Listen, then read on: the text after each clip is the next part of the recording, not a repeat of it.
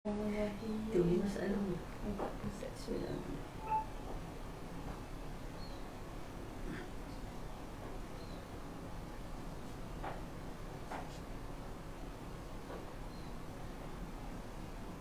Nanti saya tanya dia tak suara.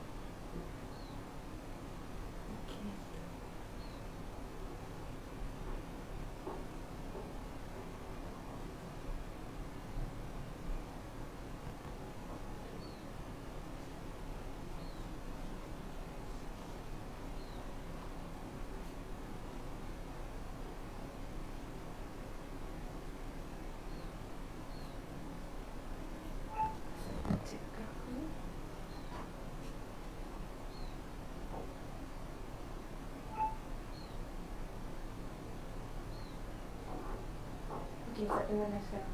Pandang sekejap. Dia start sekejap. Nanti 5 orang. Okey.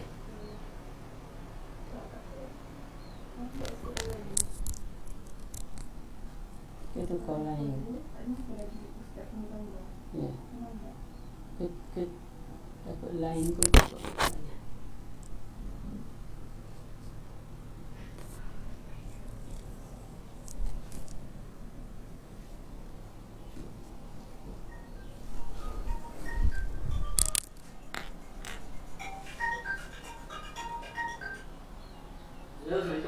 Salam. Ya.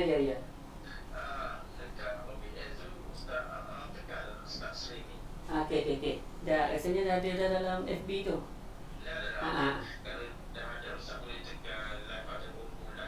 Okey. Okey, terima kasih. Okey, dia nak. Okey.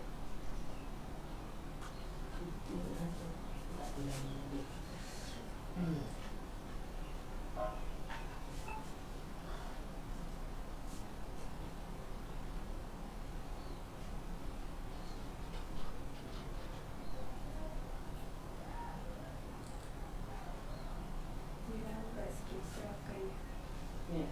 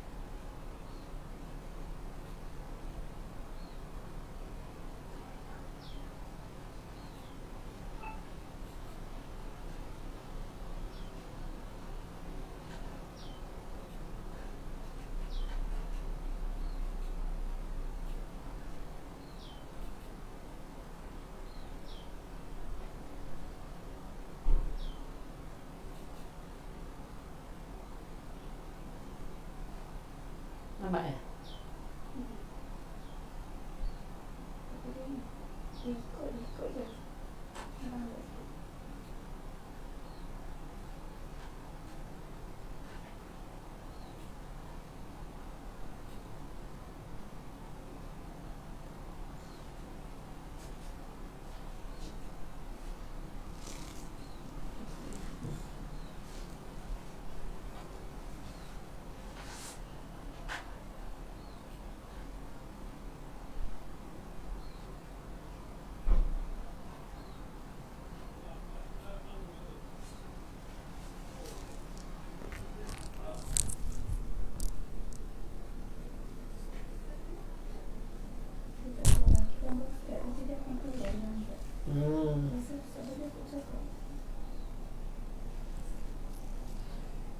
Bismillahirrahmanirrahim.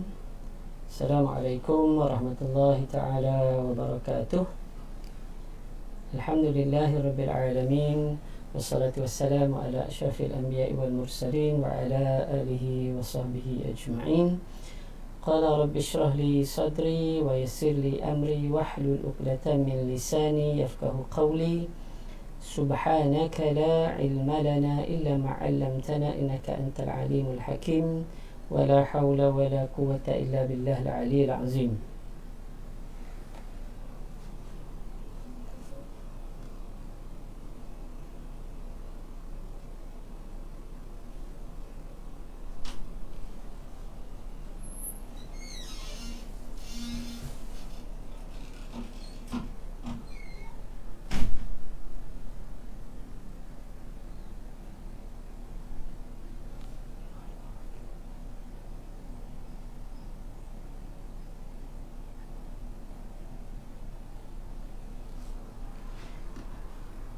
InsyaAllah pada pagi ini kita akan sama-sama mendekati ataupun mengenal pasti teknik atau langkah-langkah untuk menghadapi peperiksaan Al-Adab wan Nusus bagi tahun 2020. Sebelum Ustaz memulakan seminar ataupun kelas PDP secara dalam talian pada hari ini, InsyaAllah kita pertamanya saya ingin mengucapkan terima kasih banyak-banyak kepada Yayasan Islam Kelantan kerana sudi menjemput dan mempersilakan Ustaz pada pagi ini untuk bersama-sama dengan pelajar-pelajar untuk slot adab dan nusus pendekatan menangani soalan peperiksaan. Ingin Ustaz tegahkan di sini bahawa pendekatan ini bukanlah merupakan pendekatan yang terbaik, tetapi ianya merupakan satu perkongsian, merupakan satu hasil ataupun langkah yang boleh kita sama-sama kaji dan lihat adakah ia berkesan. Kerana pendekatan dalam peperiksaan di antara seorang pelajar dengan seorang pelajar yang lain, di antara seorang guru dengan guru yang lain ada perbezaan. Ustaz percaya bahawa setiap guru yang mengajar anak-anak pelajar sekalian ada pendekatannya. Jadi apa yang akan Ustaz sampaikan pagi ini sebenarnya merupakan satu perkara yang boleh dibincangkan, perkara yang boleh dilihat. Sekiranya ianya bermanfaat, insyaAllah ianya boleh digunakan dan ditambah sebagai satu nilai tambah kepada pendekatan dan cara anak-anak sekalian dalam mengatur strategi bagi menghadapi peperiksaan STAM 2020 yang dijalankan pada tahun 2021. Dan bagi adab dan nusus, ianya merupakan hari yang terakhir bagi peperiksaan tersebut. Okey. Sebagai permulaan, ada beberapa perkara yang kita perlu tahu. Dan saya yakin sebenarnya anak-anak pelajar telah pun mengetahui dan sangat-sangat faham dengan perkara-perkara ini. Tetapi kenapa saya pertegaskan di sini? Tujuan Ustaz pertegaskan di sini sebenarnya adalah kerana bermula daripada sinilah langkah-langkah ataupun strategi yang akan kita ambil untuk menangani mata pelajaran adab dan nusus S108. Okay. Benda-benda yang simple, benda-benda yang sangat mudah, iaitu komponen mata pelajaran. Yang ini mungkin dah terdetik dah. Yang ini kami dah tahu dah Ustaz. Sebab kami dah ambil STAM, kami dah belajar semenjak 2020. Dan kini 2021, peperiksaan pun tinggal lagi sebulan. Kalau kita kirakan pada tarikh 7 hari bulan 3 untuk STAM. So komponen mata pelajaran ni ada dua. Adab dan nusus semua dah tahu, semua dah dapat gambaran yang jelas. Tetapi komponen ini nantilah, ataupun kalau dalam soalan peperiksaan dia kata kismu alif untuk adab dan kismul ba untuk nusus. Tu pun kita tahu. Tapi di situlah nanti kita akan mulakan bagaimana kita nak mengatur langkah. Okey, jadi langkah ini kita atur apabila kita tahu komponen, dia berkait rapat dengan kertas peperiksaan. Apabila kita sebut kertas peperiksaan untuk adab, dia ada 2 kertas peperiksaan, okay, yang telah pun semua anak-anak pelajar selesaikan, ialah kertas S10841. Yang akan dihadapi pada 7 hari bulan 4 adalah S10821. Kenapa perlu cerita tentang kertas? Kerana langkah pertama untuk kita berjaya dan boleh mencapai keputusan yang baik, bahkan cemerlang dalam mata pelajaran adab dan nusus, adalah apabila kita menjadikan kertas peperiksaan itu pun sebagai strategi ataupun langkah kita. Okay? Apabila kita membicarakan tentang kertas kerja khusus 41, semua ustaz yakin telah buat kerja khusus. Dan kerja khusus yang anak-anak pelajar buat, Ustaz Ahmad berkeyakinan adalah berdasarkan tunjuk ajar, bimbingan yang diberikan oleh ustaz ataupun ustazah yang mengajar. Jadi sebenarnya walaupun di sana mungkin ada luahan dalam hati, ada terdetik rasa Allah banyaknya lah nak buat, kena beli kertas, kena tulis draft, buat draft, hantar draft, kemudian kena hantar draft, draft, kemudian kena tulis sekali lagi. Tetapi inilah sebenarnya yang akan memberikan markah. Bagaimana dia akan memberi markah, kita akan tengok nanti. Dan langkah yang seterusnya berkait dengan soalan. Ustaz sebut kertas kerana bermula dengan kertas kerja khusus. Kemudian ia berkaitan dengan soalan-soalan yang mana untuk tahun ini soalannya hanya ada 5. Tahun yang mana bermula sukatan yang baru, diuji dengan pandemik COVID-19 sebelum peperiksaan, diberikan satu cabaran untuk anak-anak apabila soalan peperiksaan hanya 5 berbanding sebelum ini 7. Apabila kita sebut 5, terus kita terfikirkan adab 3 dan juga nusus 2. Okay, berkaitan dengan tarikh, semua dah tahu tarikh peperiksaan adalah pada 7 hari bulan 3. 7 hari bulan 4, 7 hari bulan 4. Moga anak-anak semua telah bersedia dengan sebaiknya untuk menghadapi peperiksaan tersebut. Okey. Langkah yang pertama.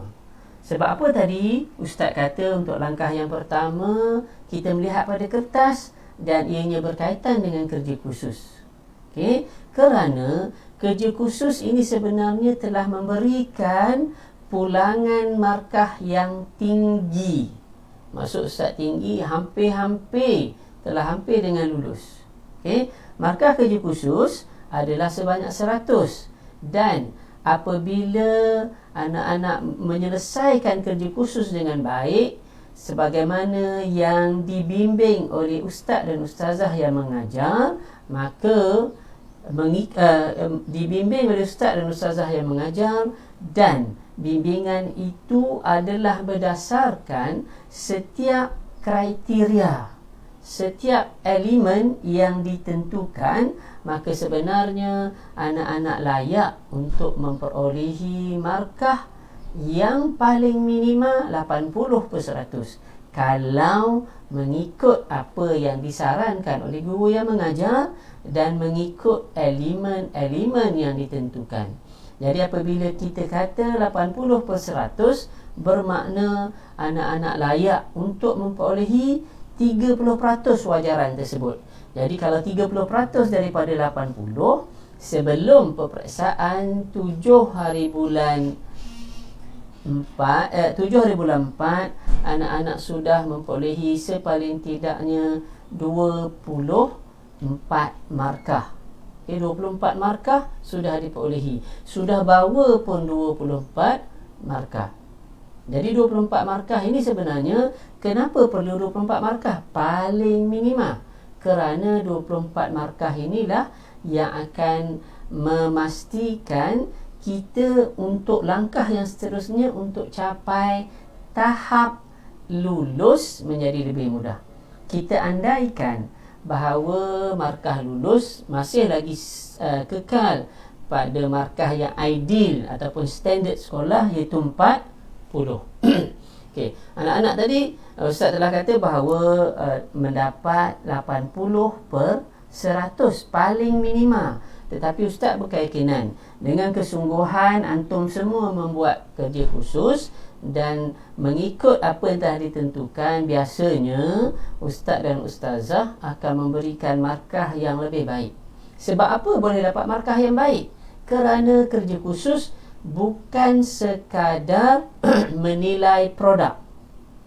Okey, bukan hanya produk. Maksud Ustaz produk sini bukan hanya menilai kerja yang akhir apabila anak pelajar hantar kerja khusus, tetapi setiap proses yang dibuat itu dinilai.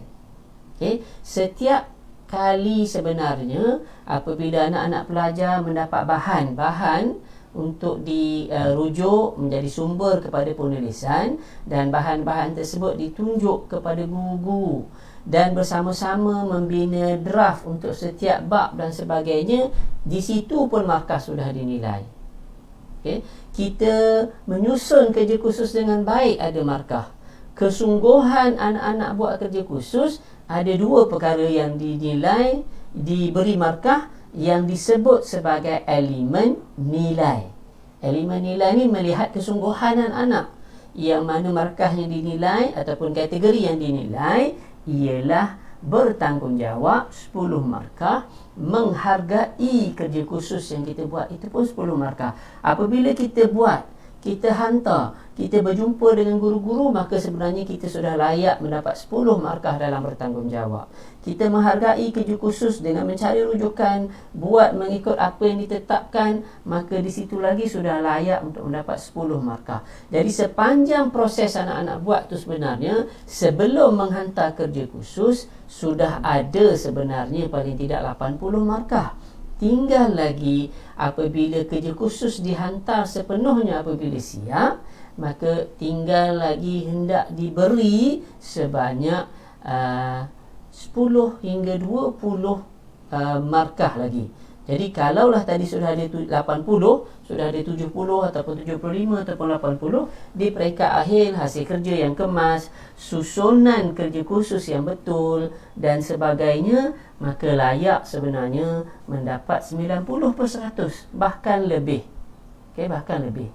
Jadi untuk hari ini, sebagai satu perkara yang perlu kita fikirkan bersama, kita katalah hari ini setiap pelajar secara puratanya telah ada 26 markah.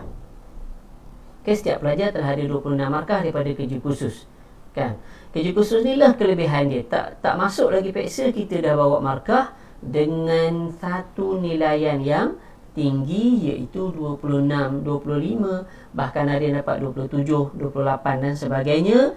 Tetapi kita tetapkan hari ini untuk secara purata pada kadar 26/30, ataupun sudah ada 26 daripada 100 markah yang kita nak cari. Okey, itu langkah yang pertama. Sudah ada 26.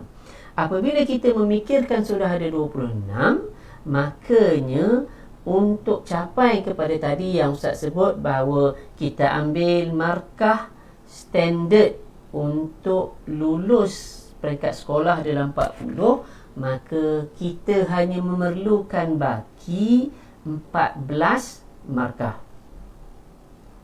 Okey, 26 dengan 14 jadi 40. Cumanya kena ambil perhatian bahawa apabila kita sebut memerlukan lagi 14 markah, kalaulah anak-anak mendapat 14/100, maka belum sampai kadar 14 markah daripada ujian bertulis. Peringkat ujian bertulis, apa yang diperlukan ialah kita sebab ujian bertulis nanti subjektif, wajaran dia 70%. Jadi untuk dapat 14, ini kita cerita untuk sampai tahap lulus dahulu, sebelum langkah-langkah yang berikutnya untuk peringkat yang lebih tinggi. Jadi sepaling tidaknya anak-anak pelajar perlu mendapat 20 markah. 20 diwajarkan 70% daripada 20 adalah 14. Okey, jadi 26 dengan 14, Kalaulah kita boleh dapat 20 markah, maka insya-Allah kita sudah berada pada standard makbul ataupun lulus. Ini standard yang tinggi sebenarnya, sebab kita meletakkan 40 itu sebagai standard ideal untuk capai lulus, itu 40. Jadi bagaimana kita nak cari 20 markah?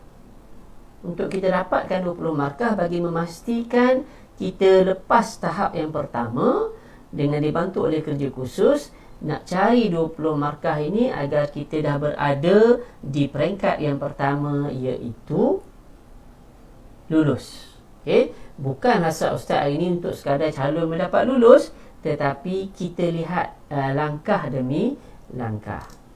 Okey, langkah yang kedua untuk kita cari lulus, untuk kita cari 20 markah tadi. Okey, untuk kita dapatkan 20 markah yang diperlukan, makanya kita lihat pada keseluruhan soalan. Kita dah tahu bahawa soalan kerja khusus ada soalan peperiksaan ada 5. Okey, soalan peperiksaan ada 5, 3 pada adab dan 2 pada nusus. 3 pada adab dan 2 pada nusus. Daripada kelima-lima soalan ini, kita sebenarnya sebagai calon tahun yang pertama, sukatan yang baru, kadang-kadang kita mungkin akan rasa agak terbeban. Banyaknya ustaz nak belajar, satu buku habis kena kita kuasai untuk mendapat markah. Okey, kita lihat sebenarnya ada di sana soalan-soalan ataupun tajuk yang mana kita boleh buat andaian yang soalan tersebut mesti keluar, mesti tubik. Macam mana soalan yang mesti keluar? Soalan yang mesti keluar yang ustaz maksudkan di sini ialah soalan yang ada hafazan. Kita diuji kemampuan kita mengingat ataupun menghafal. Jadi soalan yang ada hafazan hanya terdapat pada soalan nusus. Kan, kita telah diwajibkan untuk menghafal 2 teks nusus. Teks itu pun nusus lah sebenarnya, 2 teks, iaitu yang pertama Qasidah Taif Samirah Mahmud Sami Al-Barudi, dan yang keduanya Khutbatul Syekh Al-Maraghi ataupun Min Khutbatul Syekh. Okay, sebab kita hanya belajar sebahagian. Okay, 2 ni adalah perkara, 2 tajuk yang mana ada hafazan. Dan sejak bermulanya STAM pada tahun 2020 sehinggalah tahun yang ke-20, iaitu 2019, kalau kali peperiksaannya, bilangan peperiksaan. Okay, setiap tahun ada soalan hifzul abyat ataupun hifzul nas. Okay, hafazan teks. Jadi wajarlah kalau kita kata bahawa ini adalah soalan yang pasti keluar. Okey, jadi 2 tajuk ini merupakan tajuk yang harus kita beri tumpuan yang lebih untuk kita mendapatkan sepaling tidak 10 markah ataupun sepaling markah yang maksimalnya iaitu 20 markah. Okey, bagaimana nak dapat 10 markah yang pertama? Untuk tahun ini kita tidak pernah tahu pun bagaimana lagi bentuk soalan. Okey, cumanya ustaz mengandaikan, ni andaian mungkin guru-guru, pelajar semua pun ada buat andaian. Okey, untuk menangani permasalahan menguasai pembelajaran adab dan nusus. Cuma ustaz punya andaian pada untuk yang baru ini, markah untuk hafazan, okey, adalah dalam lingkungan 10 markah. Sebab itulah ustaz tulis minimalnya 10. Boleh jadi kurang sikit, okey, 8, boleh jadi lebih sikit 12 ataupun lebih lagi, tu ustaz tak berapa nak pasti. Kenapa ustaz cakap gitu? Kerana sebelum ini sepanjang 20 kali peperiksaan, daripada 40 markah nusus yang diperuntukkan untuk hafazan adalah di antara 14 ataupun 16. Ketika itu banyak teks ataupun banyak tajuk-tajuk yang kita perlu hafal. Cuma sekarang ni bila ada dua, dan berkemungkinan hafazan ini sebenarnya sebahagian daripada perkara yang perlu diuji. Jadi 10 markah tu pada andaian ustaz, pada andaian ustaz tak tahu bagaimana keadaan yang sebenar, kerana soalan yang sebenar apa yang keluar, anak-anak pelajar akan lebih dulu tahu daripada ustaz-ustaz yang mengajar. Bukan saja ustaz, tapi semua ustaz dan ustazah yang mengajar. Kerana anak-anak akan jumpa dulu soalan, kami tak dapat jumpa lagi soalan. Andaiannya ialah daripada sebelum ini 16/40 yang diperuntukkan untuk hafazan. Untuk kali ini yang difokuskan, mungkinlah dia akan kurangkan sikit sebab hanya 5 soalan, hanya sekitar 1/4 daripada markah 40, jadi minimalnya 10. Bagaimanakah soalan 10 ni boleh terbentuk? Itu semua kita tak pasti. Cuma ustaz mengharapkan dalam kadar yang sebegitu. Okey, kerana boleh jadi ini semua andaian-andaian, tidak ada yang pasti. Andaiannya adalah ustaz berpendapat, ini berdasarkan analisa, dia tengok soalan lama-lama dan sebagainya, kemungkinan ditanya terus, kalau ditanya terus 10 satu soalan untuk dapat 10 markah pada hafazan tu terlalu banyak. Boleh jadi dipecahkan kepada 2. Sebab apa boleh dipecahkan? Kerana walaupun kita belajar pada Tifz Samirah dan juga pada khutbah tersebut, dalam buku teks itu telah dipecahkan pada tajuk-tajuk yang kecil, pada sub-sub tajuk berdasarkan isi. Sebab itu dalam Tifz Samirah ada dipelajari ialah 3 tajuk. Kemudian ada makna al-am bagi setiap tajuk. Okey, untuk Tifz Samirah ada 3. Okey, Tifz Samirah, Wasfut Tif dan juga Khuda'ul Hayah. Khida'ul Hayah ada 3 tajuk. Kemudian untuk khutbah yang perlu kita hafal tu, kita belajar 6 subtopik. Okey, yang perlu hafal hanya 3 daripada 6. Kalau untuk pelajar ustaz bagikan pada 2 bahagian. Yang perlu hafal, yang tidak perlu hafal adalah abu, yang perlu hafal adalah jadah. Daripada mana datang abu dan jadah? Abu, kita lihat pada setiap tajuk khutbah tu dia mula dengan alif. Yang bermula dengan alif tak perlu hafal. Okey, yang bermula dengan ba pun tak perlu hafal. Kemudian yang terakhir sekali waw tidak perlu hafal. Jadi ustaz katakan yang tak perlu hafal abu, yang perlu hafal berdasarkan susunan abjad alif ba jim dal ha waw, maka yang perlu hafal adalah jim, dal dan juga ha. Jadi di situ kita katakan sebagai jadah. Itu cara mudah kita nak ingat dahulu. Okey, ustaz menjangkakan daripada ada 6 pada khutbah, 3 pada khutbah dan 3 pada nusus, pada qasidah, pada syair Tifz Samirah, kemungkinan akan terbina 2 soalan. Boleh jadi 1 saja. Daripada 6 komponen tu tadi, 6 sub-sub topik tu mungkin jadi 1. Cuma kalau 1 ini pada pandangan ustaz hanya sekitar 8 markah.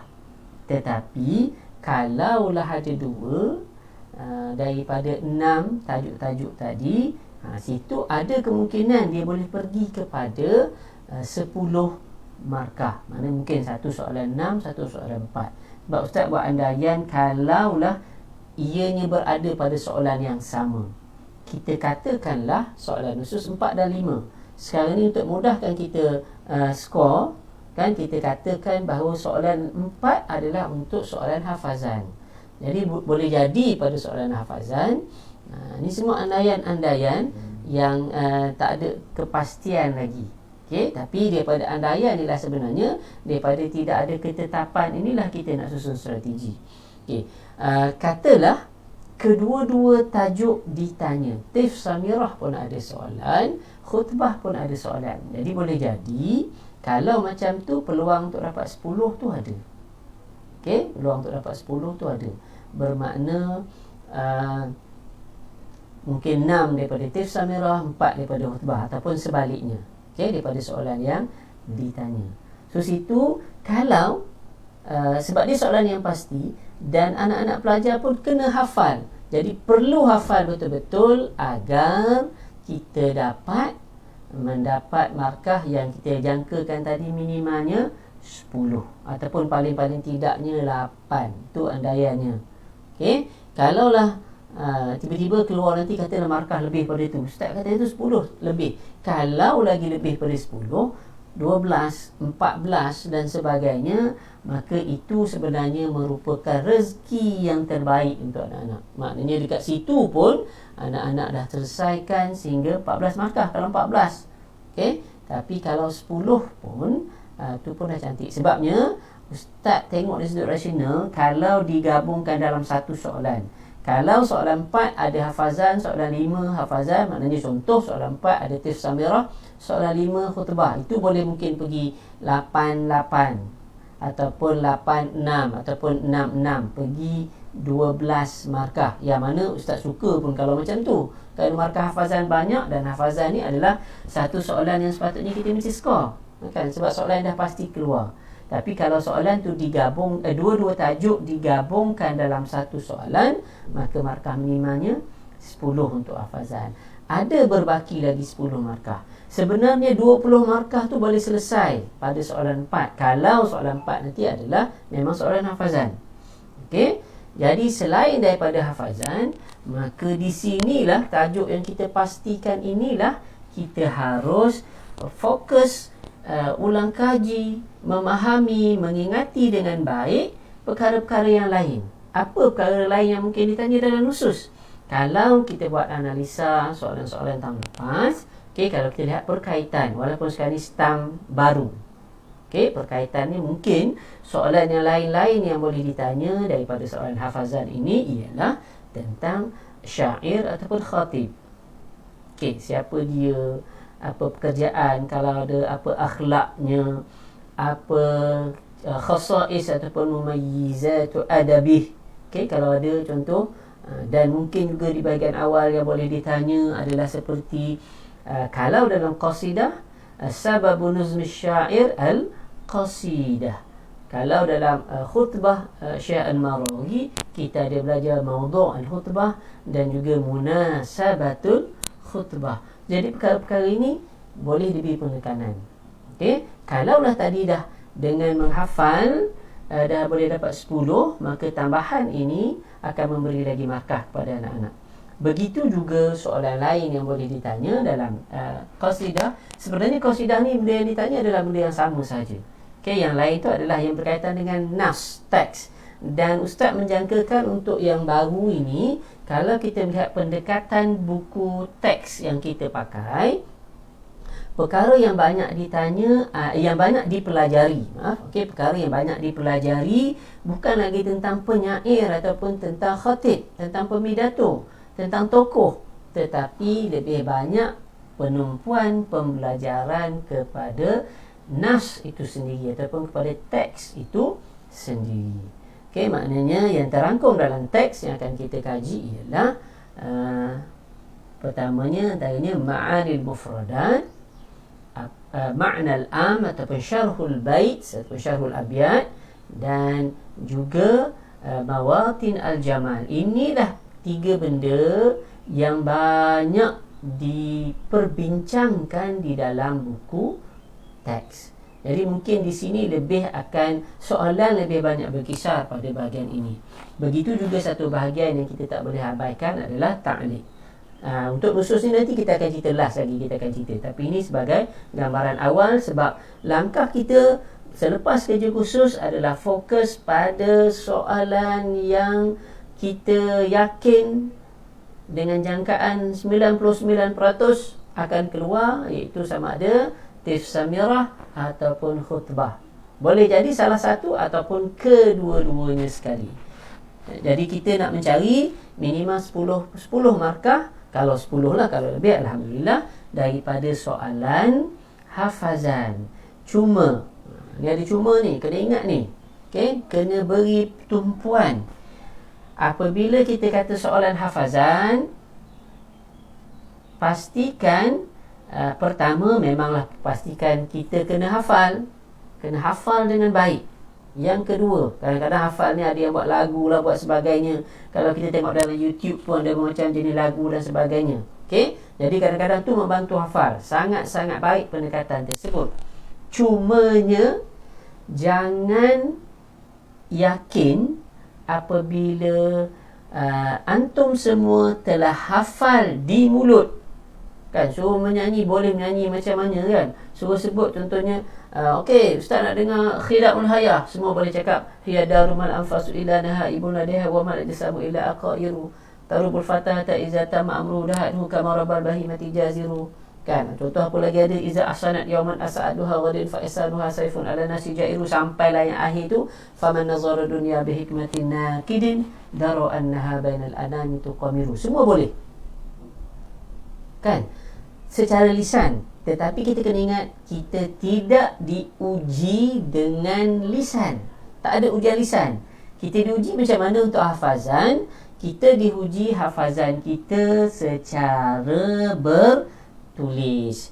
Bila kita sebut secara bertulis, dia berbeza dengan kerja khusus.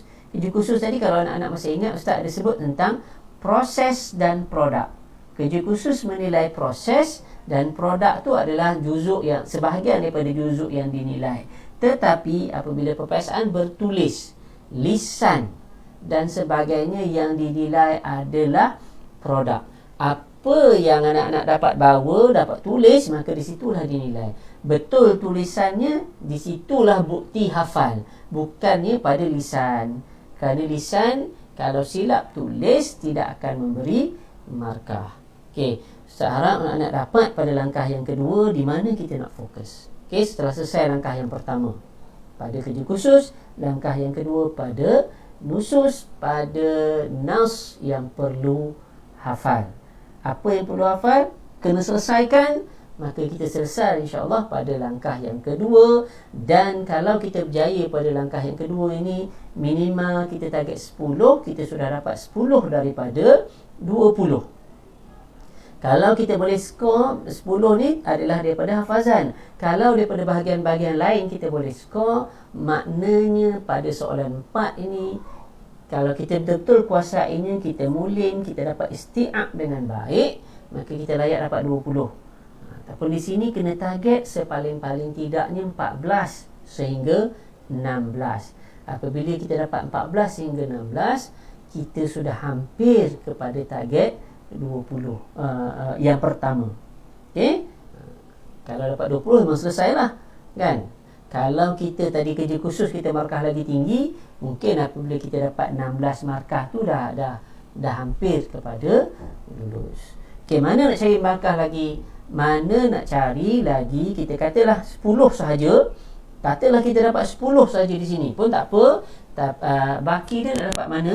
Baki lagi 10, kita akan ambil secara purata daripada setiap bahagian yang lain tu, termasuklah soalan 4, 2, 2, 2, 2, 2, maka puratanya kita dapat 10. Okay? Tapi had kita bercerita untuk dapat lulus ni dah cukup dah. Kita sekarang ni nak pergi had yang lebih besar, langkah yang lebih jauh, bahawa kita nak bukan lagi dapat makbul, tapi kita nak buka langkah kepada jayyid.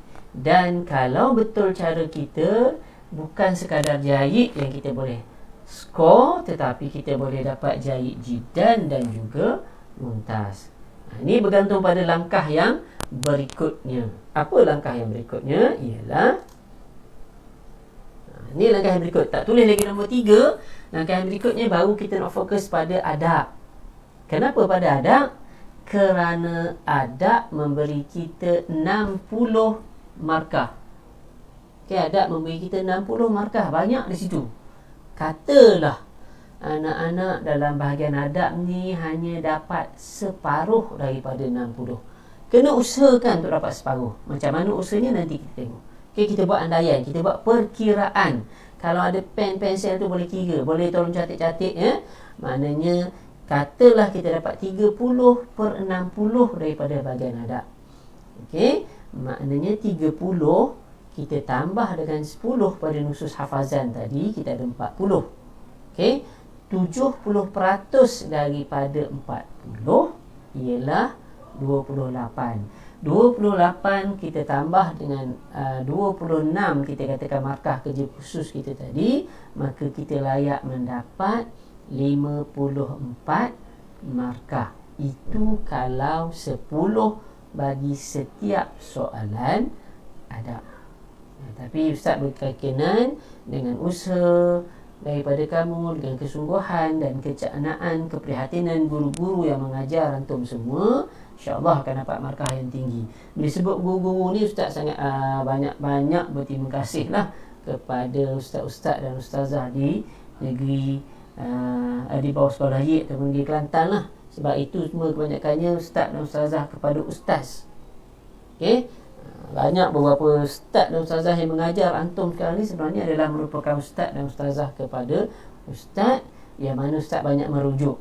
Bukan ustaz pelajar di sana, tapi ustaz banyak merujuk pada mereka, yang banyak membantu ustaz dalam memahami, mengenal dengan lebih dekat adab dan nusus. Jadi ustaz-ustaz itu sekarang ni bersama dengan antum semua, jadi manfaatkan daripada mereka dengan sepenuhnya.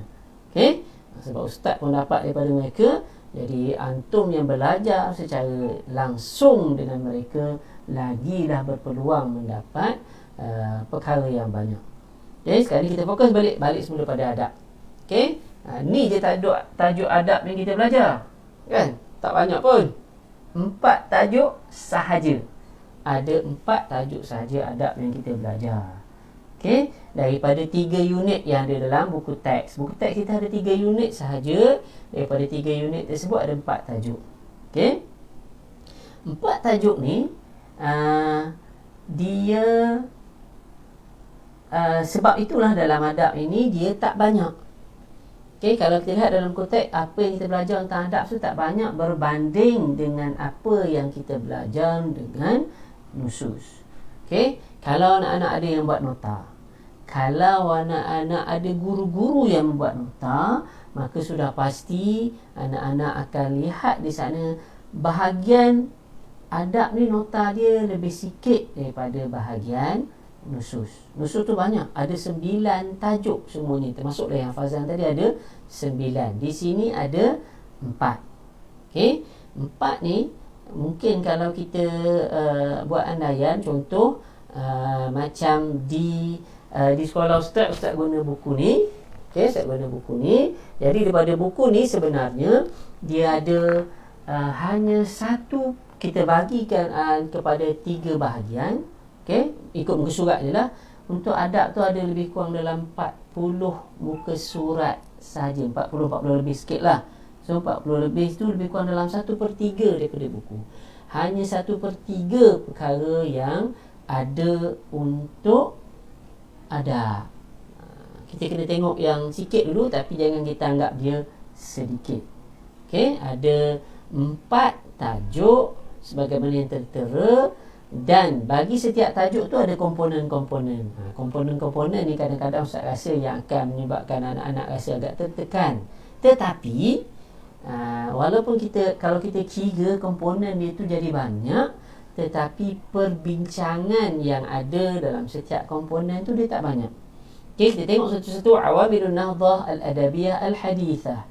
Okey, untuk awamil ni kita belajar ada 4 tajuk.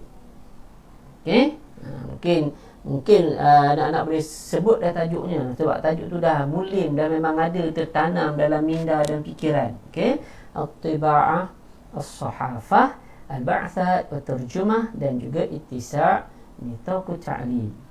Okey, antara 4 tajuk yang ada ini sebenarnya pembelajaran untuk setiap tajuk yang 4 ni dia tak banyak. Maksud Ustaz tak banyak sebenarnya, kalau kita lihat dalam buku teks, sekitar 1-2 muka surat, ataupun paling 3 lah paling kuat pun rasa Ustaz. Okey, dalam 3 macam tu dalam buku teks. Jadi 3 tu sebenarnya dengan huraian. Kalaulah bagi setiap tajuk kita dapat buat tajuk-tajuk kecil yang membantu kita, jadi dia lebih mudah untuk kita ingat. Okey, ada 4 pada Awamil Nahdah. Kemudian pada tajuk Al-Azhar, yang mana Ustaz lebih suka fokuskan kepada a'lam dia, pada tokoh. Tetapi maknanya bahagian awal tentang Azhar tu kena belajar jugalah. kan? Sebab tu sebahagian daripada sukatan boleh jadi juga ditanya.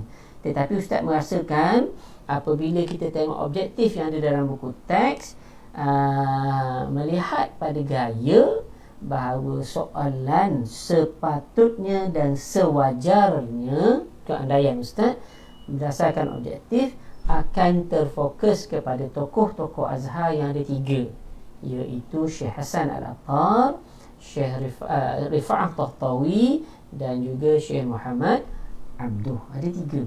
Kalau 3-3 ni pun yang mungkin bahagian yang agak banyak tetapi senang dipecah-pecahkan dan dikuasai adalah Syekh Rifa'ah Tahtawi. Itu mungkin agak banyak sedikit jika dibandingkan dengan 2 tokoh lagi.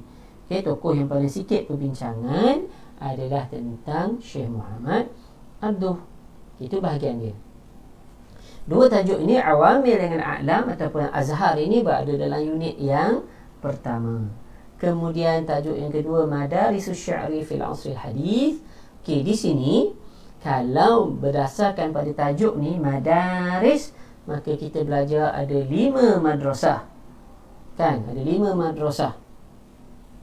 Dan kelima-lima madrasah ni kena ada dah dalam fikiran kita bahawa kelima-lima madrasah ni sebenarnya kesemuanya ingin melakukan pembaharuan ataupun tajdid kepada syair Arabi, kepada syair Arab yang dikatakan ataupun yang telah dirasakan pada zaman sebelumnya, pada kurun yang ke-18 dan kurun sebelumnya adalah dalam keadaan yang teruk dan merosot jika dibandingkan dengan syair-syair yang ada fil asri zahiyah, pada zaman-zaman kecemerlangan dia yang bermula pada zaman jahiliyah, pada zaman Islami ataupun Sadrul Islam, kemudiannya Abbasiyah, Umayyah dan juga Abbasiyah. Okey,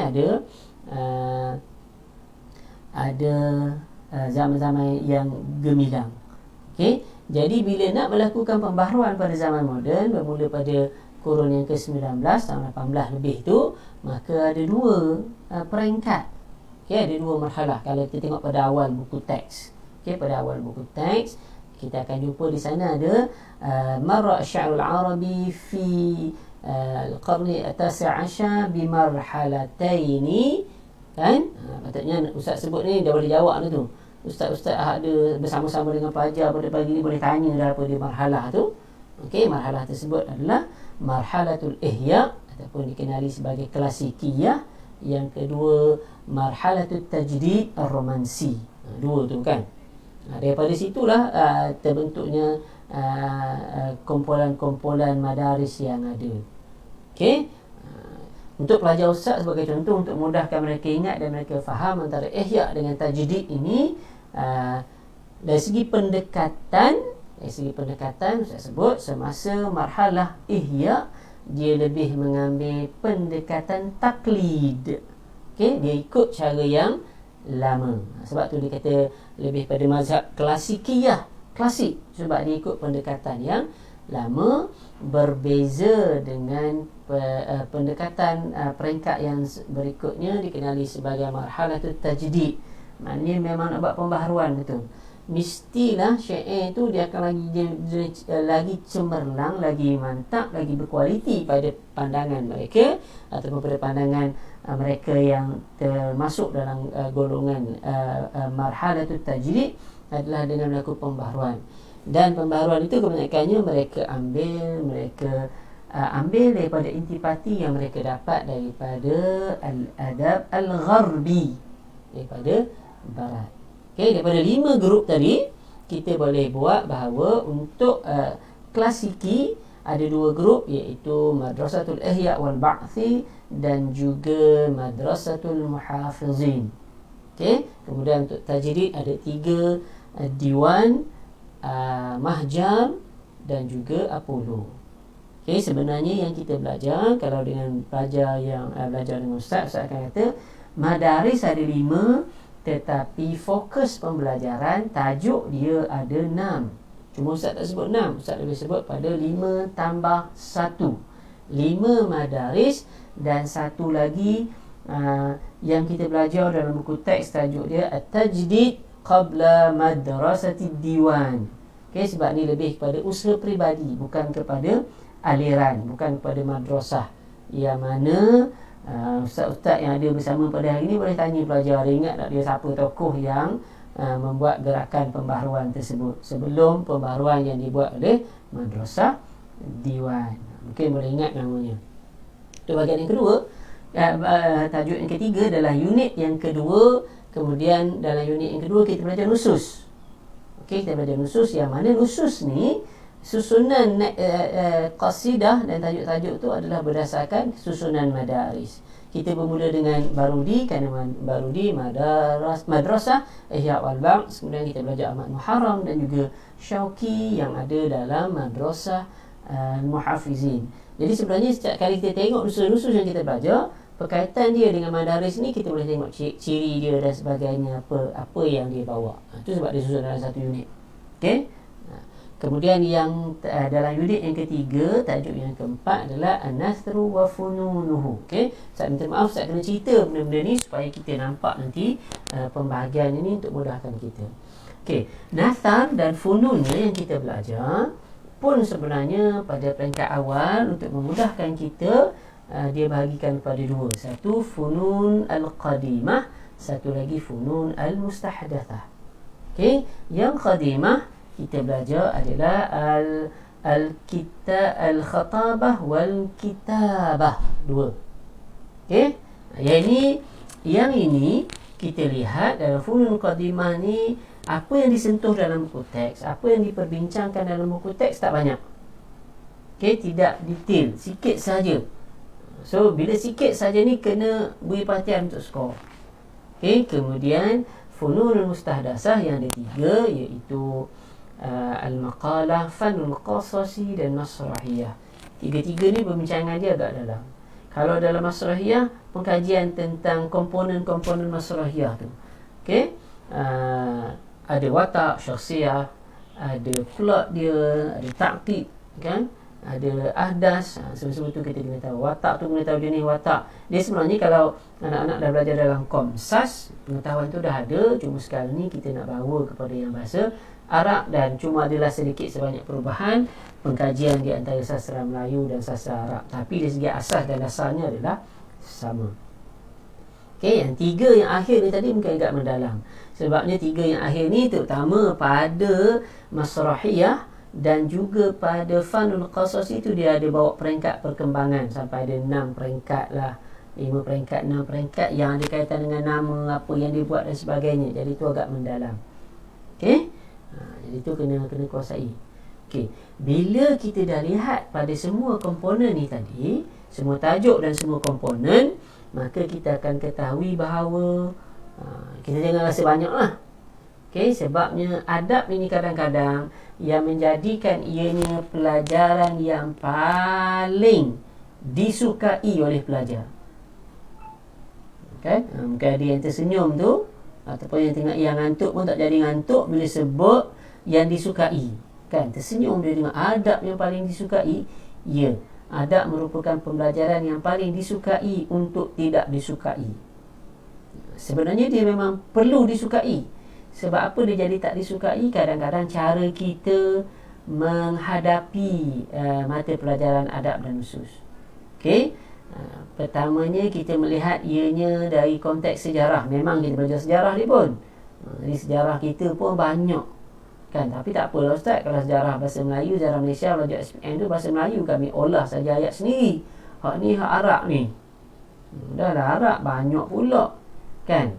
Jadi kita rasa terbeban, kita rasa berat kerana kita mengambil pendekatan hafal buta. Hafal je kita tak tahu cerita. Itu sebenarnya jadi berat, jadi banyak. Kalaulah anak-anak dapat memahami cerita, setiap tajuk tu ingat cerita-cerita dia. Cerita-cerita tu sebenarnya boleh kita olah sebagaimana dalam sejarah Melayu, sejarah SPM kita ambil bahasa kita. Gunakan sahaja bahasa yang mudah. Gunakan sahaja bahasa yang mana tak ikut pun ayat dalam buku teks ataupun ayat dalam nota. Ayat dalam buku teks ke ayat dalam nota tu ianya ayat dalam buku teks lah, sebab nota kadang dia ambil ayat dalam buku teks adalah kerana buku teks pertama bahasa dia untuk adab ni pun kadang bahasa dia agak adabi.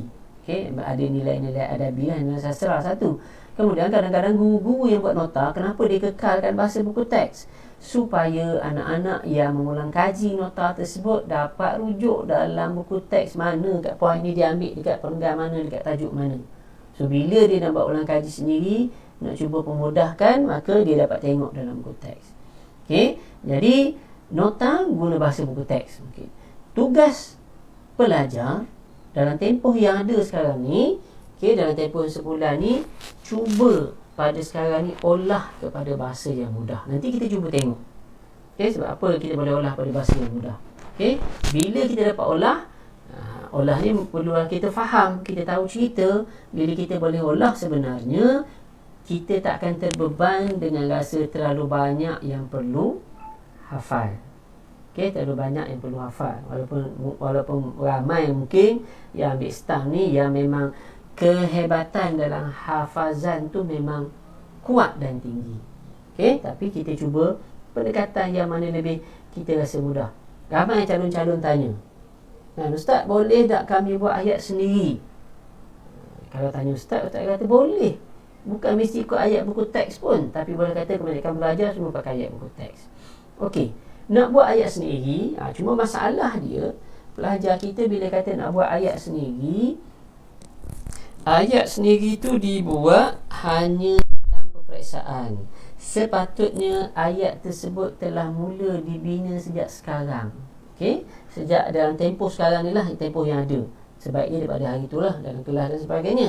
Cuma Ustaz pun faham kadang dalam kelas waktu yang diperuntukkan tidak cukup. Tapi boleh berbincang. Okey, perbincangan luar dan sebagainya, kita bina ayat tu sekarang. Jangan tunggu hari peperiksaan. Kerana kita risau kalau waktu peksa je kita nak buat ayat sendiri, waktu tu sahaja masa kita masuk peksa, ayat kita tu tak sampai pada maksudnya. Apabila kita mulakan pada sekarang, kita boleh perbaiki dalam grup perbincangan kita sama pelajar tentang ayat ni faham ke tak. Contoh kalau kita tulis, kawan-kawan kita faham ke tak ayat tu, sampai tak maksud dia. Dan yang kedua, kita masih lagi ada ustaz dengan ustazah. Jadi ustaz dan ustazah akan tolong perbaiki ayat tersebut. Jadi macam mana kita nak buat untuk mengurangkan hafazan? Okey, ni yang kita nak buat. Faham, cuba faham setiap tajuk. Sebut tentang kitabah. Contoh kalau kita ambil tajuk kitabah, bila sebut tentang kitabah, maka kita ingat dalam kitabah, contohnya dia cerita tentang peringkat mula-mula, peringkat penulisan yang tidak lagi, yang dalam keadaan yang tidak menentu ataupun tidak bermutu lah, kan. Halatul kitabah. Halatul kitabah tu dia ada sentuh tentang apa? Ada tak ada sentuh tentang uslub ke, tentang lughah ke, tentang maudhu' ke, tentang ma'ani. Okey, kemudian kita ingat, kalau uslub apa dia perempuan dia. Itu maksud dia kita faham. Kan bahasa kita boleh ulah. Jadi nak bantu kepada faham dan menguasai ni, dan itu juga selepas tu kita belajar contohnya asbab Nahdlatul Kitabah dan sebagainya, sehinggalah lepas habis tajuk kitabah tak banyak orang lupa. Sebenarnya yang dapat bantu dan dapat kita kuasai dengan baik adalah melalui proses yang Ustaz sebutkan di situ, bermula dengan peta minda. Bagaimana peta minda boleh bantu? Dalam buku teks dia hanya bagi tajuk je. Contoh kita ambil kitabah, tajuk kitabah satu, mula semua dia cerita dalam perenggan tanpa ada di sana tajuk yang kecil. Jadi kita boleh bincang dengan guru. Kita kalau tak pun kita rujuk je pada nota-nota yang ada yang telah menyediakan tajuk-tajuk yang kecil. Daripada sinilah kita buat peta minda. Peta minda kita ni berfungsi sebagai dua. Kan kita tengok macam mana fungsi dia. Dan daripada peta minda ini, kita walaupun dah beli ke, dah ada ustaz bagi nota dan sebagainya, kita perlu juga ada nota kita sendiri, ataupun dengan kata lain bukanlah nota rasmi sangat, tetapi lebih kepada kita nak conteng-conteng, kita nak ingat ayat-ayat tersebut.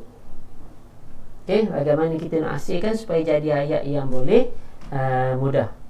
Okey, dan langkah yang berikutnya, setelah kita kuasai dan kita faham, kita nak uji betul tak kita faham ke tidak, maka kita kenalah beralih kepada peringkat yang seterusnya, jawab latihan. Jawab latihan ni sama ada latihan dalam buku teks, latihan yang guru berikan, dan dalam tempoh sebulan sekarang ni boleh try untuk jawab soalan-soalan percubaan daripada negeri-negeri yang ada. Saya yakin sebenarnya ramai yang dah ada mengumpul soalan-soalan percubaan, tapi jangan buat koleksi simpan tak jawab-jawab. Okay, pastikan jawab. Dan bila jawab, jangan seronok dengan jawapan yang kita dah jawab. Pastikan jawapan yang kita dah jawab tu kita rujuk pada ustaz yang mengajar, ustaz ke ustazah ke ataupun ustaz mana-mana, supaya kita tidak salah dalam menentukan jawapan. Sebab ada beberapa perkara kadang kita lihat dalam adab ni, kita faham lain, orang lain faham lain. Okey, dan kadang-kadang fahaman kita tu bukan kehendak sebenar kepada soalan. Jadi tu kadang menyebabkan kita boleh silap. Sebab tu bila jawab latihan ni, patutnya kena tambah jawab latihan tambah dengan rujuk. Rujuk tu rujuk pada guru yang mengajar.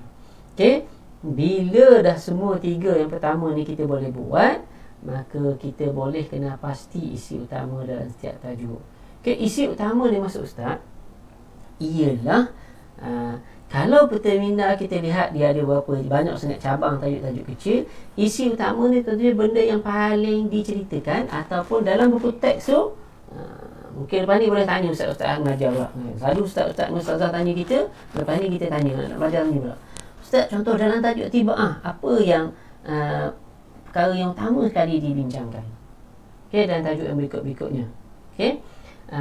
Bila kita lihat buku teks, ustaz bila ustaz tengok buku teks, ustaz buat undayan, ustaz tanya, tu ustaz kata tadi, ustaz belajar apa, tanya apa orang ustaz di Kelantan dan ustaz di tempat-tempat lain, jadi kawan kepada ustaz. Contoh dalam tajuk, satu-satu tajuk tu, kalau kita lihat dalam buku teks tak ada tajuk-tajuk kecil, tetapi bila kita lihat ada perkara yang memang kita nampak jelas merupakan perkara yang boleh ditanya.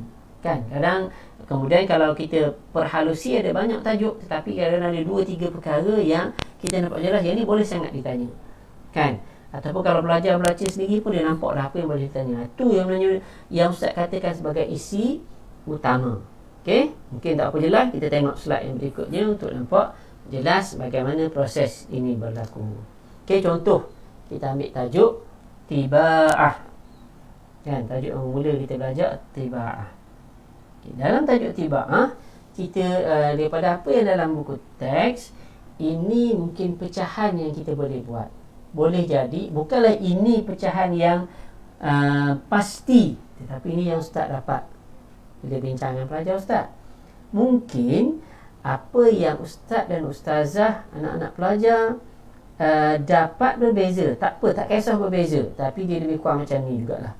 Mungkin ada lebih sikit, mungkin ada kurang sikit. Dia sebut sub-sub topik dia. Okey, sub-sub topik ni lah sebenarnya yang patutnya menjadi cara kita ulang kaji di saat akhir nanti. Okey, contoh bila kita lihat mana-mana sub-topik yang ada untuk tibaah, ustaz bagikan, kalau kamu lihat pada skrin dia ada 6, kemudian 3 dengan warna yang agak perang. Okey, 3 lagi dengan warna biru cerah. Okey, boleh nak buat warna gelap lah ke? Tak boleh, nanti dia tak nampak tulisan. Okey, 3 yang atas tu dia lebih kepada sejarah. 3 bawah tu dia lebih kepada perkaitan tibaah tu dengan An-Nahdah Al-Adabiyah Al-Hadithah. Okey, kalaulah berdasarkan ini, perkara yang paling jelas sekali kita nampak sebenarnya, kalau bagi ustaz, sekurangnya 2 perkara ni memang kena ingat sungguh-sungguh, iaitu awwalu matba'atin nasriyah, sebab memang kita belajar adab ni pun tentang adab di Mesir. Okey, jadi kita tahulah cerita tentang Mesir. Kemudian atharut tibaah, ni benda yang paling kuat sekali perkaitan, yang paling nampak di setiap orang. Tetapi bukanlah bermakna perkara yang paling nampak ni akan masuk PSA, tak. Tapi ada kemungkinan yang besar dia akan masuk. Yang tu kita kena tu yang 2 ni, contohnya daripada 6 tajuk 2 ini. Okey, mungkin ada orang lain dia kata, ada ustaz lain dia kata, rasa kena tahu lagi hak lain ni. Perlu. Kan? Tu langkah yang pertama.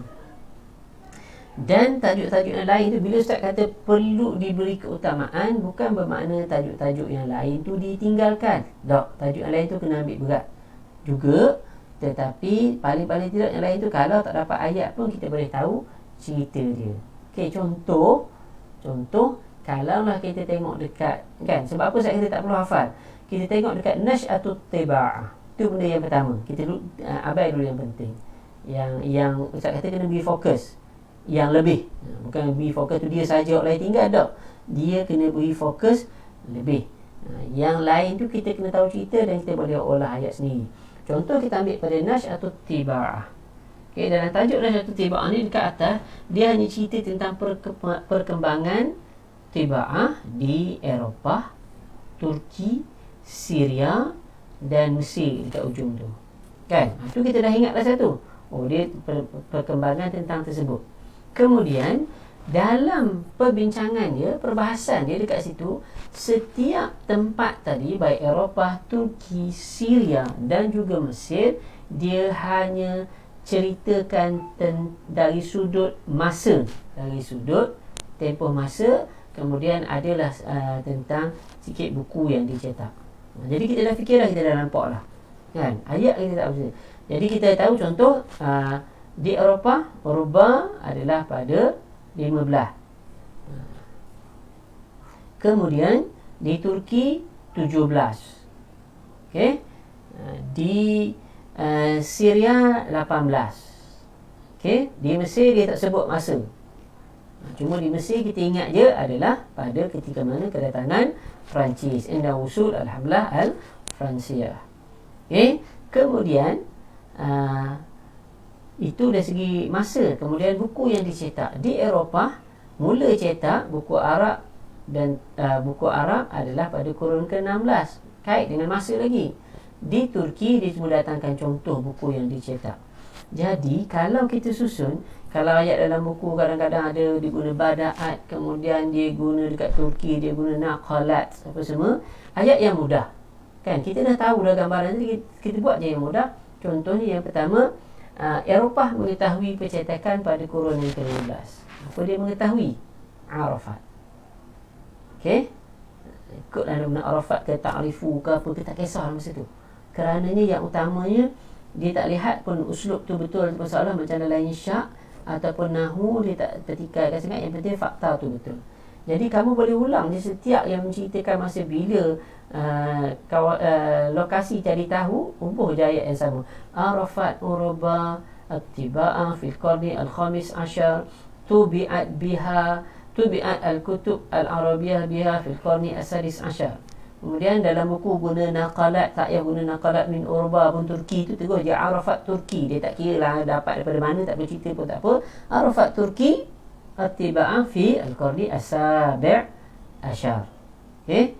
Kemudian apa yang dicetak? Arafat Tiba'at lagi sekali. Tubi'at biha, tubi'at al-kutub al-arabiyah minha. Apa dia nama kita? Qamus al-Muhit, ini Kafiyah Ibnul Hajib. Kemudian sekali lagi bagi semula Arafat. Jadi kalau ingat macam tu mudah je. Tak perlu nak ingat untuk setiap tu guna ayat tertumpu kepada ayat dalam buku teks. Okey, kita hanya fokus kepada ayat yang ada. Kejap Hello.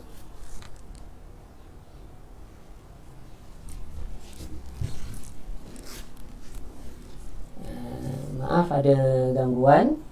Kita akan sambung sekali lagi insya-Allah.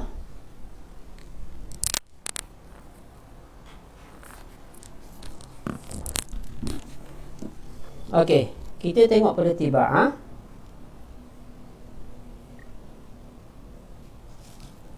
Kita tengok pada Tiba'ah, kita dah selesai dah tadi.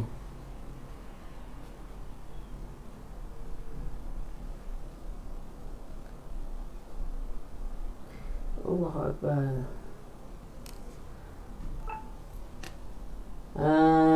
Ana dapat telefon, slide tak bergerak, ya. Okey, kita tengok jap ya, sebab slide pada ustaz ni bergerak. Minta maaf. Ustaz akan tengok jap.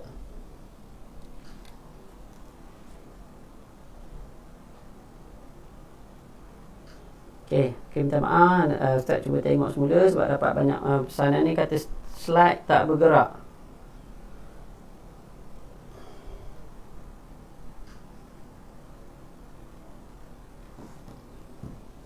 Tapi suara dengar dengan jelas ya. Sekejap kita cuba Ustaz cuba tengok dulu. Ataupun tak apa, untuk sekarang ni sekejap sekejap Ustaz tengok sekejap.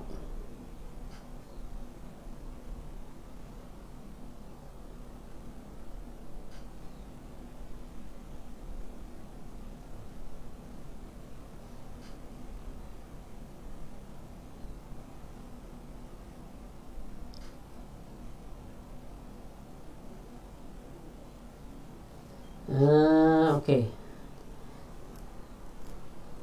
Bagi Ustaz habiskan dahulu, sebab benda ni FB dia ada dalam rakaman.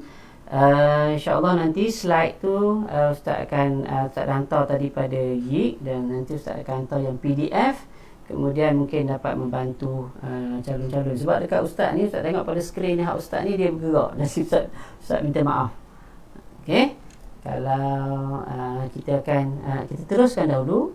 Okey, kita akan teruskan dahulu.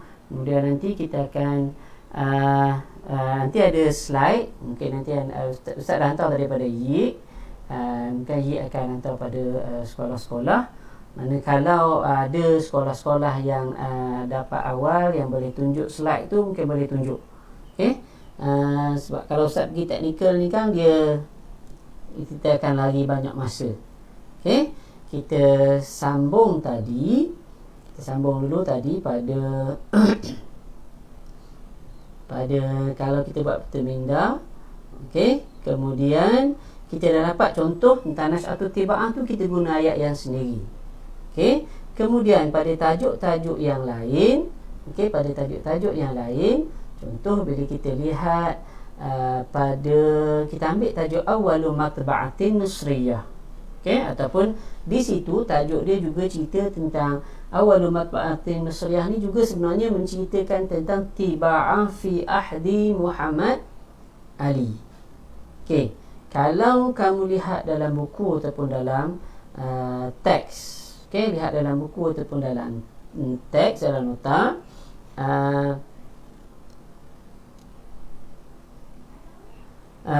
boleh tengok perkataan-perkataan. Ambil sahaja dalam bahagian ini perkataan-perkataan yang bantu kamu untuk ingat.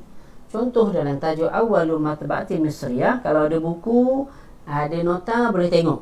Okey, sebab bila Ustaz boleh dapat maklumat slide-nya tak berjalan. Minta maaf sangat tu. Okey, cuma kalau ada slide tadi Ustaz ada hantar pada YIK, kalaulah boleh diedarkan, Ustaz akan edarkan. Okey, untuk sementara ni Ustaz cuba edar juga kepada beberapa orang guru yang ada menghubungi Ustaz, mungkin boleh bantu untuk dekat sana, dan sebarkan juga pada yang lain. Okey, Ustaz cuba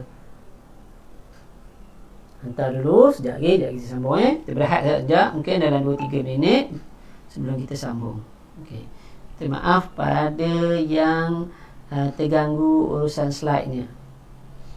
Minta sahabat-sahabat yang dapat, bolehlah sebarkan, ataupun kalau ada grup guru-guru adab Kelantan ke, mungkin boleh tolong sebarkan di situ.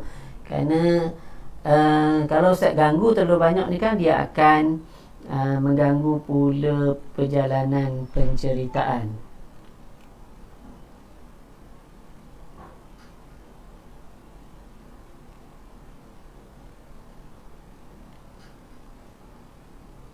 Okey, Ustaz akan sambung terus. Mana-mana guru yang dapat slide, sekali lagi Ustaz mohon untuk panjangkan kepada grup guru adab STAM di seluruh sekolah, dan juga kalau ada kesempatan untuk pasang slide tersebut, okey, boleh tengok slide tersebut. Okey, minta kalau ada ustaz-ustaz yang ada nak mesejkan tu, boleh bagi respon ke. Okey, kemudian kita akan sambung. Sebab sayang jugalah, dah cerita dah banyak lah tadi berapa langkah. Okey, mungkin teknikal pada ustaz tadi menyebabkan slide tu tak berjalan.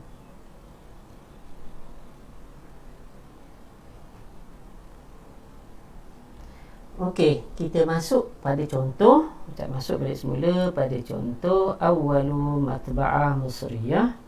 Okey, antaranya yang kita boleh sentuh ialah saya nak hantar kepada beberapa grup lagi.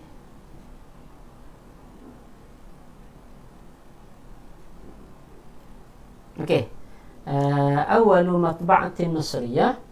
Okey, perkara yang utama, kita hanya ambil satu kalimat ataupun satu ataupun dua kalimat ataupun rangkai kata yang boleh bantu kita. Rangkai kata yang boleh bantu kita. Antaranya contoh dalam tajuk ni yang penting Muhammad Ali, matba'ah Bulaq, dan Al-Kutub Al-Arabiyyah wal Waqai' Al-Misriyah. Kemudian mungkin tujuan Muhammad Ali buat macam tu, kita ambil tujuan dia ilmiyan bahtan. Kemudian kalau cerita lagi tentang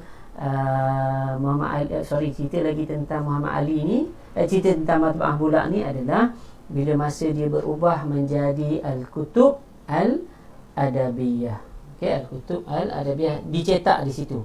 Kalau pada peringkat awalnya dia lebih pada kitab-kitab moden, sains moden ataupun ilmu moden. Jadi kita ambil tadi perkataan, contoh kalau anak-anak yang dengar tapi tak ada slide, tulis dulu perkataan Muhammad Ali, matba'ah Bulaq, kemudian Al-Kutub Al-Arabiyyah wal Waqai' Al-Misriyah. Kemudian mungkin boleh ambil pada ilmiyan bahtan, ataupun ilmiyan bahtan tu kalau ustaz lebih nak dekatkan dengan diri pelajar ustaz, adalah ustaz guna al-ulum al-hadithah. Ilmu-ilmu ataupun sains moden ataupun ilmu-ilmu moden. Kemudian satu lagi perkataan Al-Kutub Al-Adabiyyah dan Al-Khudaiwi Ismail. So ada 1, 2, 3, 4, 5. Daripada 5 ni, kata kunci dia yang kita ingat, yang kita buat nota. Kita olah je ayat kita sendiri. Bila kita ceritakan tentang matba'ah Misriyah, maka kita tahu bahawa ianya adalah dibina ataupun diasaskan oleh Muhammad Ali. Jadi kita dah tahulah dibina dan diasaskan. Perkataan yang kita boleh biasa jumpa, yang kita pun dah ada dah perkataan yang dekat dengan kita gunakan perkataan tersebut. Mungkin kita kata assasaha Muhammad Ali, ataupun boleh je banaha Muhammad Ali. Dalam buku mungkin diguna ansha'aha. Perkataan-perkataan yang dekat dengan kita. Jadi kita dah tak pening dah, kita hanya ingat kata-kata kunci yang bantu kita nak hafal. Jadi kita boleh kata assasaha Muhammad Ali, assasa Muhammad Ali. Apa yang dia buat? Awwalu matba'atin Misriyah.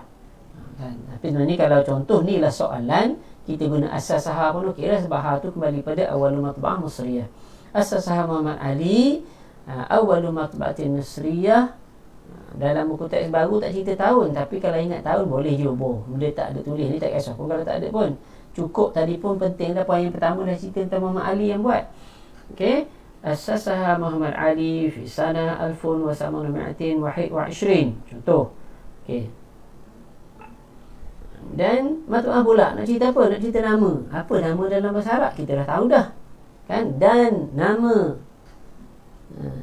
matba'ah ini ataupun ismuha je pun boleh. Kalau kita nak buat nama matba'ah ini, wasmu hazihil matba'ah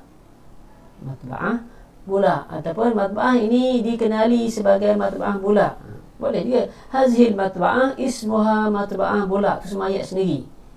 Kemudian kataan tubi'at biha. Itu yang kita guna dua seterusnya, Al-Kutub Al-Arabiyyah wal Waqai' Al-Misriyah. Kenapa kaitan ilmian bahtan dengan Al-Ulum Al-Hadithah? Ialah kita nak cerita masa tu, kita kena cerita fokus Muhammad Ali pada masa tu. Dalam buku teks dia guna ayat, contoh ayat dia, kana ittijah Muhammad Ali fi insya'il matba'ah adalah ilmiyan bahtan. Kan, kita boleh buat saja. Mungkin perkataan ihtijah, perkataan ayat tu yang panjang kita susah ingat. Kita gunakan ayat, contohnya Muhammad Ali mementingkan. Apa dia mementingkan? Ihtimam. Okey. Ihtamma Muhammad Ali ataupun kana ihtimam Muhammad Ali fi tiba'ah, kan, tiba'atu al-ulum al-hadisah, ataupun tu saja, tiba'atu al-ulum al-hadisah min ihtimami Muhammad Ali fi tiba'ah. Ayat tu difahami. Okey. Dalam buku dia guna ittijah dia, ilmian bahtan. Kalau dah boleh ingat ayat dalam buku terus je, tak apa. Kana ittijah Muhammad Ali fi tiba'ah ilmian bahtan. Ini tadi maksud Ustaz kalau kita nak bina ada ayat sendiri, kan. Dekat poin kita sebut ilmian bahtan tu kata kana ihtimam Muhammad Ali fi tiba'ah, apa dia, ilmian bahtan pun boleh, ataupun tiba'ah al-ulum al-haditha. Kalau nak bawa lebih sikit lagi, minal jaishi wal idarah, contoh. Kemudian summa tubi'at al-kutub al-adabiyah fi ahdi Ismail. Itu poin yang masuk tadi. Okey, itu antara contoh kita boleh cerita tentang Muhammad Ali. Okey, so tentang tiba'ah. Kalau soalan tu tiba'ah fi ahdi Muhammad Ali, maknanya poin akhir tentang Khidawi Ismail tu tak masuk pun tak apalah, sebab dia nama Muhammad Ali. Tapi kalau awalu matba'ati Masriyah boleh kita masukkan. Ini contoh. Kita tidak bergantung pada ayat. Kita tak bergantung pada ayat. Okey. Ada lagi cara lain sebenarnya yang kita boleh buat. Ayat dalam buku teks tu, contohnya mana-mana tajuk kita gariskan. Macam tadi jugalah kita keluarkan kalimat. Okey. Sebenarnya Ustaz ni kalau pada slide ni ada Ustaz buat tentang contohnya tajuk awwalu ba'satin ila baris. Okey, tapi kerana tak ada dalam slide tu dimaklumkan tak keluar. Okey, kalau mana-mana sekolah yang dah terima slide nanti boleh tengok slide tu, boleh kaitkan dengan Ustaz apa yang Ustaz nak cakapkan. Sebab Ustaz buat setiap satu slide perangkat-perangkat perubahan yang ada dalam slide. Okey. Contoh yang kedua ni awalu ba'satin ila Paris. Ini ila baris. Ustaz ambil daripada dalam buku teks. Ayat dalam buku teks. Kalau kita tengok buku teks, siapa-siapa yang ada buku teks adalah pada muka surat 14 perenggan yang ketiga. Okey, perenggan yang ketiga. Au fada awwalu ba'satin ila Paris. Itu perenggan yang Ustaz ambil tu, satu perenggan tu sebenarnya dalam slide Ustaz tulis balik satu perenggan tersebut. Kemudian daripada satu perenggan itulah kita keluarkan isi-isi dia. Contoh, kalau ni cara kita nak ingat je, kan, ni teknik sahaja untuk ingat poin, kan. Kemudian slide yang berikutnya tu Ustaz tulis pula, Ustaz gariskan perkataan yang membantu. Okey, Ustaz tulis ni sampai habis satu perenggan tu.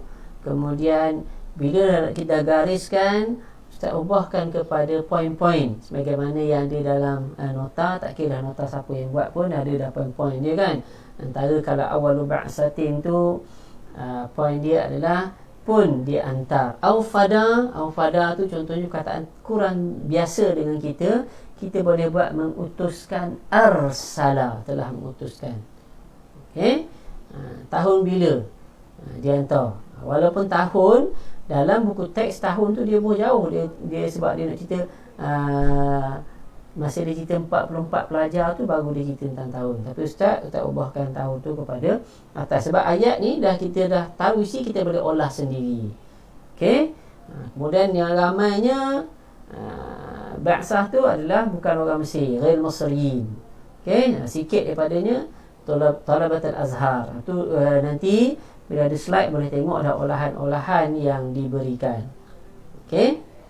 Kemudian ada 4 slide Ustaz buat benda ni. Kemudian slide yang terakhir tu Ustaz ada bawa satu poin luar yang tak ada dalam tajuk Ba'sah tetapi ada kaitan, iaitu daripada tajuk Syekh Hasan Al-Attar. Sebabnya Muhammad Ali ni dia menghantar rombongan ni adalah apabila adanya cadangan daripada Syekh Hasan Al-Attar.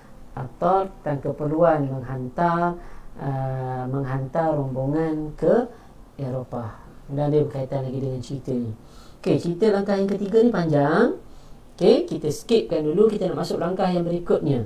Cuma tadi bila sebut dalam langkah yang ketiga, kalau kita boleh buat setiap tajuk ada poin-poin tu kita ingat dan boleh olahkan sendiri, kita akan dapat fokus tadi kita nak cari sepaling tidak 30 markah. Okey, tapi usaha kena kuat. Okey, sebab tajuknya banyak. Mungkin juga boleh bincang dengan ustaz-ustaz ataupun ustazah yang mengajar akan tajuk-tajuk yang boleh diberikan penekanan. Okay, kalau nak ikutkan, bila kata boleh diberikan penekanan, bukan tajuk lain tinggal, sebabnya tahun yang pertama ni keperluan untuk mengetahui, saya kata mengetahui je, bukan menghafal, mengetahui, menguasai setiap tajuk tu amat penting, kerana mana-mana tajuk pun boleh masuk. Okey. Kemudian dah habis tentang adab. Jadinya untuk langkah yang berikutnya memanglah ianya akan berkaitan dengan nusus. Okey, maksudnya adalah berkaitan dengan nusus. Nusus ni, bila kita cerita tentang nusus, ustaz bahagikan untuk nusus kepada dua bahagian ataupun dua komponen. Komponen yang pertama ialah komponen nusus hafazan. Yang ni kita dah cerita awal dah banyak tadi. Di awal tadi kita dah cerita banyak dah. Tif Samirah dan juga Khutbatul Syekh Al-Marawi. Pun di sini dah ceritakan tadi di peringkat awal apa yang ada masuk dan sebagainya. Jadi yang ini Ustaz takkan panjangkan penceritaannya. Okey, sebab kita dah sentuh di bahagian awal. Sebab di sini tadi kita sentuh awal. Kenapa kita sentuh awal? Langkah awal, walaupun nanti dalam jawab tak semestinya kita jawab yang ni awal kan, jawab nanti terpulang. Cuma susunan ustaz tadi, olahan dia supaya di mana kita nak cari markah. Okay, so yang ini kita dah cerita awal tadi, dua tajuk yang sangat perlu kita berikan penumpuan. Di sinilah boleh kita nak cari 20 terus pun boleh. Sepaling-paling tidaknya target kita di sini 10. Okey, paling tidak targetnya 10 dan boleh dapat lebih daripada tu lagi. Okey, komponen yang pertama kita dah cerita, kita masuk pada komponen yang kedua. Untuk komponen yang kedua, kita ada baki lagi 7 tajuk. Nusus ni banyak. Nusus ni banyak. Nusus ada 9 tajuk semuanya. 2 tajuk nusus hafazan. Nusus hafazan pun bukan maknanya yang kena hafal dia akan ditanya, tapi kaitan dia pun tu ditanya. Okey, bila komponen yang kedua ataupun bahagian yang kedua adalah nusus yang tak perlu hafal, hanya dirasah, hanya kita mengkaji, dan soalan-soalan dia tentulah tidak ada soalan hafazan. Yang ada soalan dia bagi semua tajuk ni adalah pun Ustaz dah sentuh tadi, Ustaz akan sebut sekali lagi. Jadi apa lagi baki tajuk yang berikutnya ialah Rihlah Abisah Ahmad Muharram, Nahjul Burdah Ahmad Syauqi, Masrahiyah Cleopatra, ataupun tajuk dia sebenarnya dia min Masrahiyah Cleopatra sebab sebahagian dia daripada sin atau daripada babak dia. Yang sini lebih kepada tajuk sebenar dia adalah Masra' Cleopatra. Okey. Kemudian Mai Ziyadah, kita ada Ana yang berikutnya, dan nusus atau qasidah yang terakhir yang kita belajar adalah Sakhratul Multaqa. Sakhratul Multaqa. So ada 6 lagi nusus lain dan 1 maqal. Okey, yang ketujuh adalah maqal Ya Hadiyat Tariq Jurta. Ini ada 7 tajuk yang mana tidak perlukan di aplikasi kemahiran menghafal, tetapi lebih pada pengkajian. So bila sebut pengkajian, maka soalan dia berkaitan dengan, sekali lagi, dengan syair ataupun katib, kemudian berkaitan dengan perkara yang Ustaz sebut tadi lah. Okay, Ustaz akan nyatakan dalam slide yang berikutnya.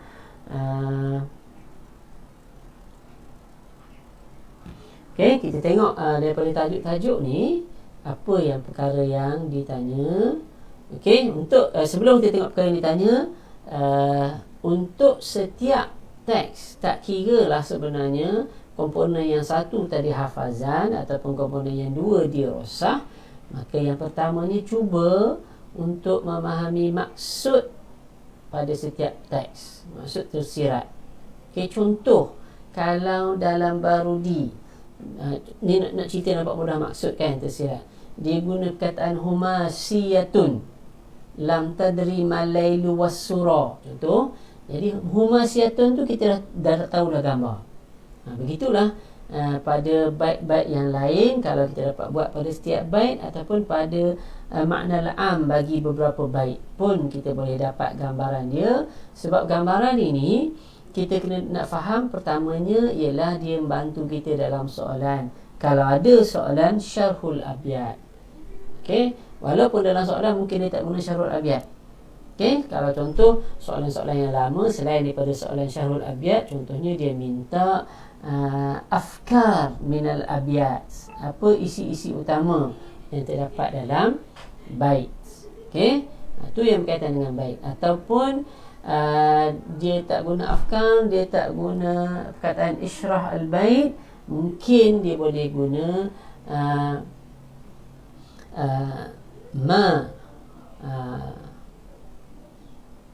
arada asy-syair, contohnya apa yang dilaki oleh penyair daripada bait tersebut. Ataupun takallam amma wasafa asy-syair min al-bait ataupun min asy-syatri. Contohlah berdasarkan apa yang dia bagi, apa yang digambarkan tu kan, maknanya cuba je lah apa yang kita nak ceritakan tentang dia. Okey, yang pertama kita kena cuba faham. Yang kedua, sebab fokus tadi ada Ustaz dah sebut pada awal-awal, adalah fokus dia lebih dalam buku yang baru, lebih terfokus kepada kajian teks. Pada kita nak mengkaji teks itu sendiri, dirasatun nas ataupun tahlilun nas, maka kena tahu pada nilai estetika. Payah nak ingat nilai estetika tu, kita ingat perkataan Arab dia supaya kita dekat dengan perasaan, ialah mawatin al-jamal ataupun mufradnya mautinul jamal. Kemungkinan di situ akan ada soalan. Okey, sebab tu antara perkara penting yang kita belajar. Okey, begitu juga tidak lupa kepada taklik dan juga kepada tokoh dan apa yang berkaitan dengan tokoh, syair ke ataupun katib. Okey, jadi kita boleh simpulkan kandungan soalan-soalan khusus, satu adalah tentang yang berkaitan dengan syair ataupun katib, ta'rif bihim, sama ada hayatul adib, mumayyizatu adabih, sababu nazmil qasidah kalau qasidah, ataupun munasabatul khutbah kalau khutbah. Itu komponen pertama. Okey, yang kedua, komponen yang kedua ialah tahlilun nas ataupun dirasatun nas, kajian teks.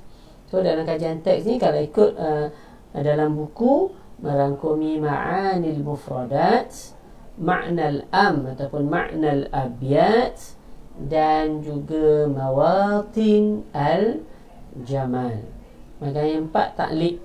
Okey, dalam taklik ni bahagian ujung dalam setiap tajuk yang kita baca, ulasan pengkritik lah. Termasuk dalam situ kadang mumayyizatul qasidah, ma'akhis alal qasidah. Okey, ma'akhis ala. Ustaz sebut perkataan ma'akhis ni, Ustaz ulang kerana kita kadang-kadang bila tengok perkataan ma'akhis, kita terkeliru dengan ma yu'khadhu min, apa yang diambil, dipelajari. Sedangkan ma'akhis ni diguna selepas dia ala. Maknanya sebenarnya apa kekurangan yang terdapat pada teks syair tersebut. Ni tiga. Bagaimana kita nak kuasai tiga ni? Okey, kita akan tengok kepada langkah-langkah berikut. Contoh, kalau kita nak buat, kita fokus dulu ke takrif syair tu, tu bentuk cerita, boleh olah ayat sendiri. Okey, Ustaz nak fokus kepada Allahumma salli ala sayyidina Muhammad, nak fokus kepada bait. Kan Ustaz kata tadi kena fokus, kena tahu cerita setiap bait. Okey, untuk dalam slide ni sebenarnya, ataupun kalau anak-anak yang boleh tengok, kalau yang buku teks dekat tajuk Ahmad Muharram, Ustaz cuba cari muka surat dia.